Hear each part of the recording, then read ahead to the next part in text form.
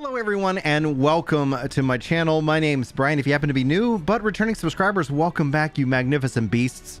That's what you get for subscribing, by the way. Free compliments at the start of these videos. Now today I'm breaking down the Reaper for PvP in Final Fantasy XIV.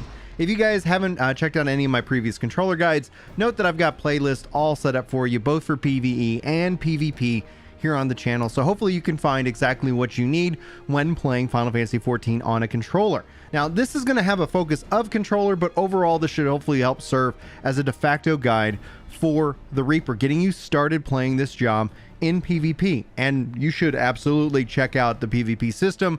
I'm thoroughly enjoying it, and I'm very much having a blast making these guides and breaking down the jobs for you. The structure of this video is going to be as follows. We're going to dive through all the skills, kind of talk about them, what they specifically do, so that way you're armed with the information of what these tooltips actually do. Then we're going to talk about my layout, and we're talking about situations here with the Reaper and how you can kind of start to weave and connect different skills together and hopefully maximize your damage and hopefully get you guys the most success. If you guys need any additional tips and tricks when it comes to PvP in Final Fantasy XIV, sound off below. I'm also taking all recommendations in terms of how I release these guides, so note that I'm going to be working on each and every job again for both PvE and PvP for Final Fantasy XIV. So without further ado, thanks for being here. Let's rock and roll. And be sure to like, favorite, subscribe, and share all that great YouTube stuff, which helps these videos out dramatically. All right, let's dive into our skills. If you guys don't know anything about PvP, at its core, you want to teleport first into the Wolves Den, which you can find out here in Limbs of Lamenza. It kicks off level 30 from a quest as you join a grand company. You have to be level 30. It is all related to the job system itself. Then from here, you'll have your PvP profile in which that you can get all your actions. You teleport out here, you're going to have a whole different UI setup. And so I would actually point you into your HUD layout, maybe make a separate copy of your existing HUD, and then you can element whatever you need that's going to be specific for PvP. I would recommend checking out Duty if you're looking for Duty specific UI like Crystalline Conflict and more, and that's going to be essentially where you kind of go get set up from there. All right, back into our PvP profile for our different skills. The Reaper melee, in this case, you're going to be up close and personal. You're going to have your combo Infernal Slice, which actually is these three abilities. So just one ability set will combo as you use them. You'll get Slice with a potency of 3000, and a potency conversion in PvP is 3000 actually represents 3000 hit points on the target. There is no mitigation in armor, so it is just a straight 3000 damage ability unless they're mitigating it somehow via their own skills or abilities. So just note that that is essentially where your baseline is, and it will go up and down depending on how you combo this. Then you've got Waxing Slice, a potency of 4000 that auto combos from here, and then finally Infernal Slice delivers an attack potency of 5000. So you can see here pretty much a 12,000 potency combo at its core. Then you have Soul Slice. This is a charged ability. You get 2 charges with a charge time of 20 seconds. Delivers an attack with a potency of 8000, and it grants a stack of Soul Sacrifice up to a maximum of 8. This does not share a recast timer with any other actions. Then you have Plentiful Harvest. This has got a recast time of 60 seconds.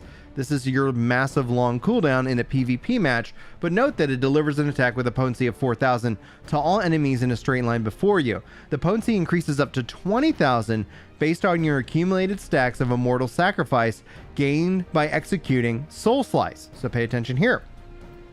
So KOing enemies or earning assists, essentially how that kind of fills up. Gradually, it's going to fill your limit break gauge. This is going to help you go into limit break gauge easier, and that's going to last for 15 seconds. The effect can only be activated while in combat, consuming all stacks of Mortal Sacrifice upon execution, and can only be executed while under the effect of Enshroud. This weapon skill does not share any recast timer with any other actions. Then you have Grim Swath. Summon your avatar to deliver an attack before you with a cone of 4000 to all enemies in that cone. Grants 2 stacks of Soul Reaver. It's going to last 10 seconds, and it's going to apply a heavy effect to them for 3 seconds. So this is where it takes Infernal Slice combo and it changes it to Gibbet upon execution. Then you've got Death Warrant. Pay attention to this ability.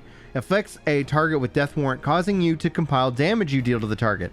When the effect expires, target takes 50% of your compiled damage. That's going to be a 7-second duration. It also will grant Soul Sal, which will last for 10 seconds. So it's a combo ability, it auto upgrades, but note that it's going to fill up and apply even more damage to the target. You have Hell's Ingress. Quickly dash 15 yalms forward, leaves the Hell Gate behind you, and grants Threshold to self, and that's going to last 10 seconds. It's going to increase your movement speed for 5 seconds as well. Then you have Arcane Crest. This is going to grant Crest of Borrowed Time to self, creating a barrier that nullifies damage equivalent of a heal of 8,000 potency, and it's going to last 10 seconds. It's also going to increase your damage dealt by 10% for 10 seconds, and grants the Crest of Time return to self and nearby party members with a radius of 15 yalms when the barrier is completely absorbed. So basically that's going to gradually restore your HP with that effect being applied with a cure potency of 4,000 for 6 seconds. So if it gets blasted down, you're still going to heal and also heal up your other party members. Your limit break offers your flesh as a vessel towards your avatar, granting 5 stacks of Enshroud. It's going to last for 15 seconds. The afflicts nearby enemies with Hysteria and can only be executed while the limit break gauge is full. The action is going to change to Commando while under the effect of Enshroud, and Grim Swath changes to Lemore Slice while under the effect, as well as Inferno Slice combo changes to Void Reaping while under the effect of Enshroud. No, let's go into it. Now, those are the abilities that you set. Everything from here on out is just going to be abilities that are auto upgrades. So note that that is how you're going to have these all applied to your character. So then you have Gibbet, delivers an attack with a potency of 8,000, and it's going to grant Gallows Oiled. It's going to last for 10 seconds, can only be executed under the effect of Soul Reaver.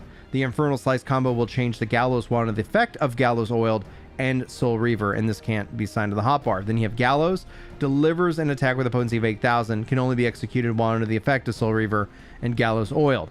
And this might sound like there's a lot of complexity here, but it will feel really natural when you actually get into it. Then you have Void Reaping, delivers an attack with a potency of 8,000, grants Ripe for Reaping, which is going to last 10 seconds, and can only be executed under the effect of Enshroud. This weapon skill does not share recast timers with other actions. Infernal Slice combo is going to change to Cross Reaping while under the effect of Ripe for Weeping. Or Reaping.